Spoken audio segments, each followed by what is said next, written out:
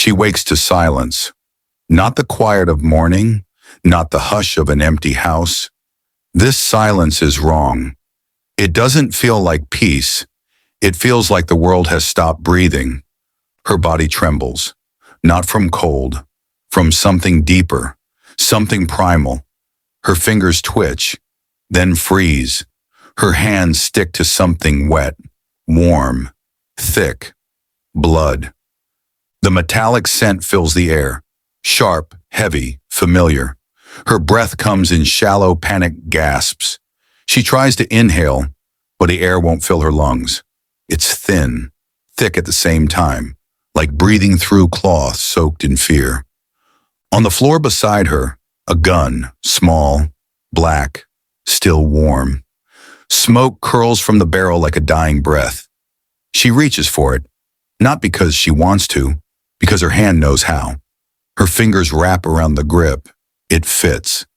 Too well. Like it was made for her. Like she's held it 1,000 times.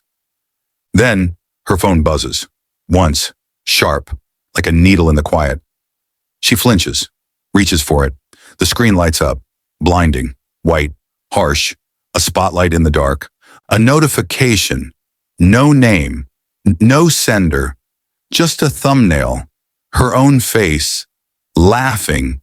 The video plays. She's in the same room, same clothes, but her eyes different. Dark, gleeful. The gun in her hand, pointed at her teenage sister. Tears streak the girl's cheeks, begging, pleading, screaming, and then the shot.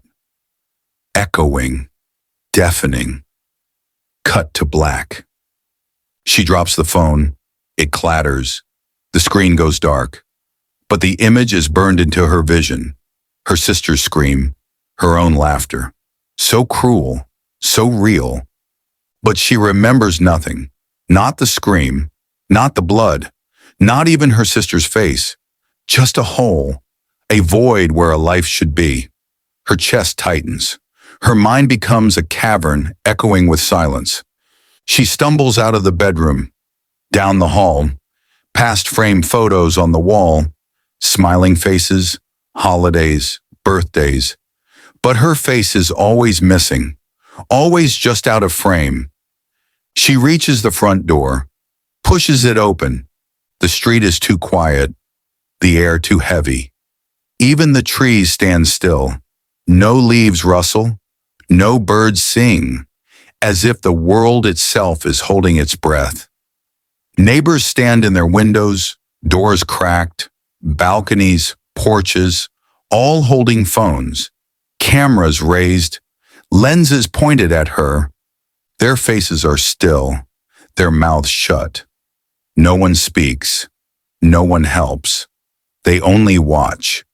Her voice breaks as she begs them to call the police. "Help me! Please!"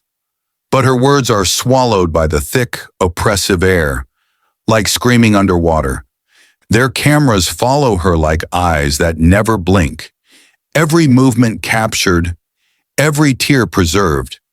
And then she sees him, a masked man, standing at the end of the street, the same gun in his hand, his body perfectly still. Until suddenly he moves, he's running, straight toward her. She turns and flees, down the sidewalk, past manicured lawns, silent houses, watching eyes. She reaches the edge of the neighborhood, the woods, dark, thick, a wall of trees swallowing the light. She runs in. Branches slash her arms. Thorns tear her skin. Her legs are scraped raw. Her breaths tear through her throat. The scent of wet earth and decay fills her nose. Shadows twist around her as if alive. The wind carries whispers, faint, distorted words she can't understand. Voices of the audience or echoes of her own fear. She trips, falls hard, face into the damp earth, mud in her mouth, leaves in her hair. A hand grabs her arm, yanks her up. She screams. But it's not the masked man. It's a stranger, young, pale, eyes wide with the same terror as hers. Shh! Don't scream. They'll hear you. She tries to pull away, but he holds her tight. You don't understand. This place, it's not real. What are you talking about? The town. It's not a town, it's a set. Every house, every lawn, every window, designed, staged. For the viewers, she shakes her head. No, that's not possible. The people watching? They're not infected.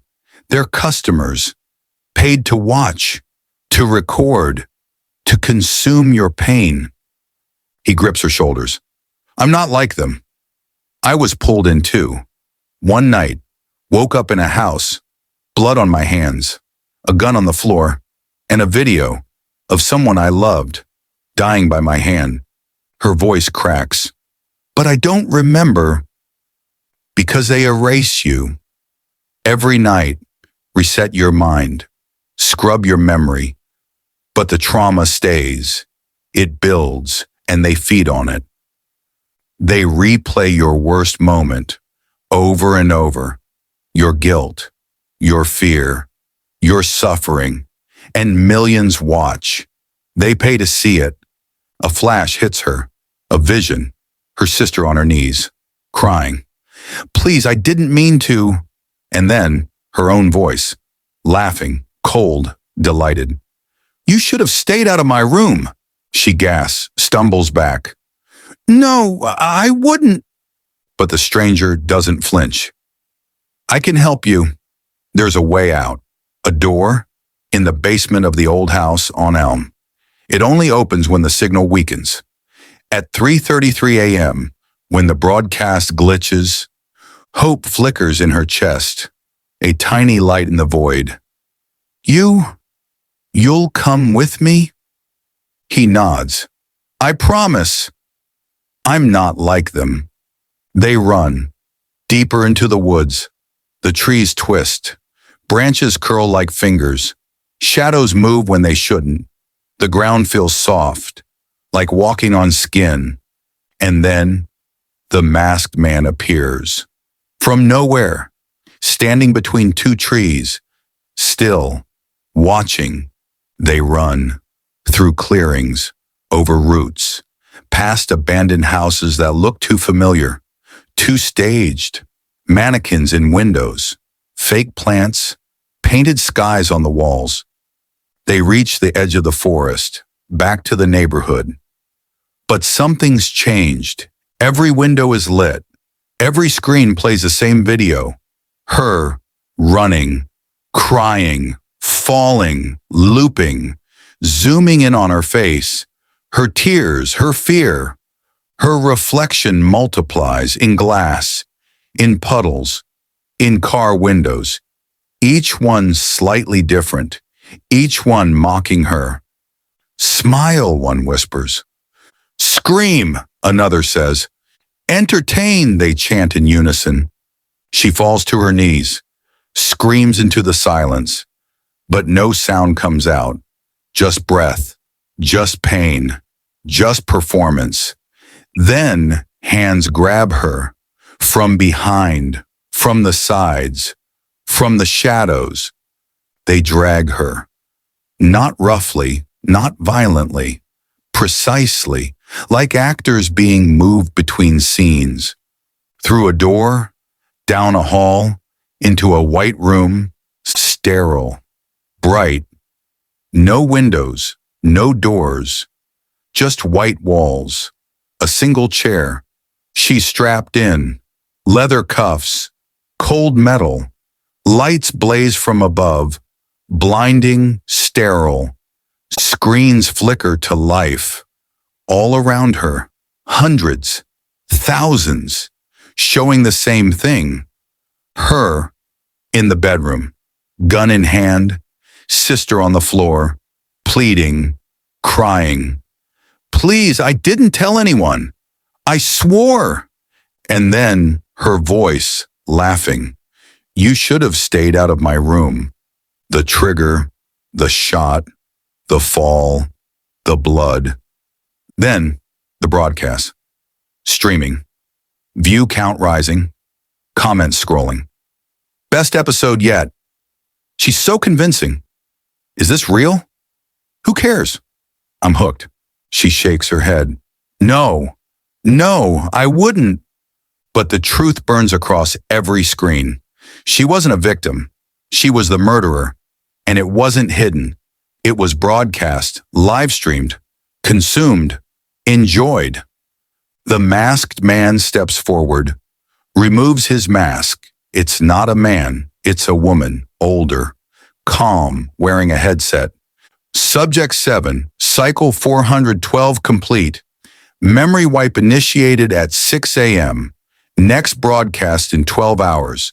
Audience engagement at record highs. She turns to leave, pauses, looks back. Good show today. The lights dim.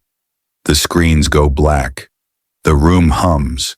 A soft electronic lullaby. She sobs. Not for her sister, not for the blood, but for the truth. She isn't trapped in a nightmare. She is the nightmare, a loop, a performance, a show without mercy, a tragedy without end. And somewhere millions watch, snacking, laughing, commenting.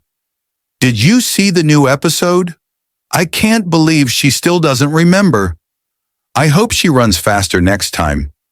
She wakes to silence, trembling, blood on her hands, gun on the floor, phone buzzes.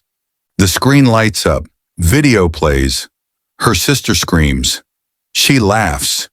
Cut to black.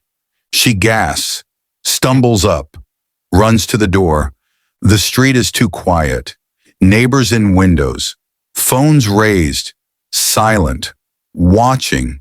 She begs, no one answers. At the end of the street, the masked man, gun in hand, running toward her. She turns, runs into the woods. You've been watching Thrillcom. If this story left you questioning who's really watching you, don't stop here. Subscribe now, because in our world, the show never ends.